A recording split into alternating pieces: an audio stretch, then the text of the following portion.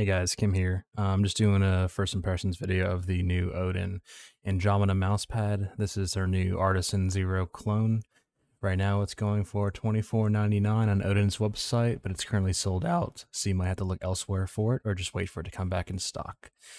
Alright, so first off, I just wanted to say that this is probably the closest Artisan Zero clone I've tried to date. I've tried the Lethal Gaming Gear Saturn, the Odin Eclipse, and a couple other ones I can't think of at the top of my head.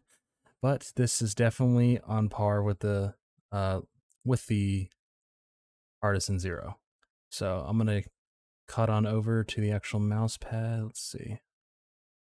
All right, so I have the Pulsar X2 Mini with the stock skates. I also have the G Pro Superlight with glass skates from Lethal Gaming Gear on them right here. And I can tell you right now that for glass skates, it's perfectly doable.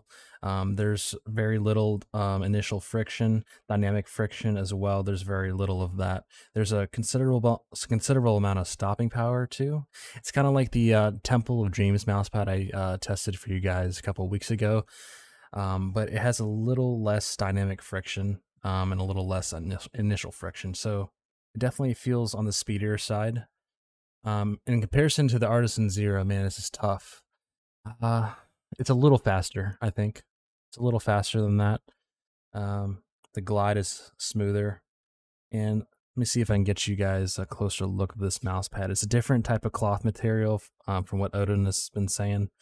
I definitely think it's a little bit rougher than your standard cloth mouse pad. Definitely has a different feeling. Let's see. Yeah. Camera's not going to focus enough for that, but you guys can take my word for it. The stitching is good. Odin's stitching has always been pretty good. And I had an Eclipse I was comparing it to. The Eclipse is a little slower and a little softer too. It feels more along the lines of a standard cloth surface. So you see what it's like. This is the Pulsar X2 Mini with the stock skates. It feels a little bit slower than the glass skates on the G Pro Superlight I have. Definitely more of a controlled experience. Abrasiveness, it's a little abrasive, little rough. Swiping, I have no problems with the stitching, but it's a little rough. So if you can get used to that, I think you'd like this pad. All right. Now to the base. Seems like a pretty standard rubber base. Yep, definitely a little sticky textured rubber base here. I don't think you'd have any problems with it. I can't really test it well because I already have a desk mat on this desk, unfortunately.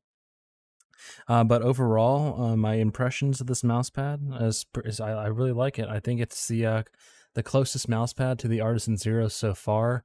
It's only $25, guys. So if you wait for this to come back in stock, I don't think you'll have a bad time with it. So let me know if you guys are planning on picking this up. Leave a comment, leave a like, hit the subscribe button if you enjoyed the video, and we'll see you guys next time.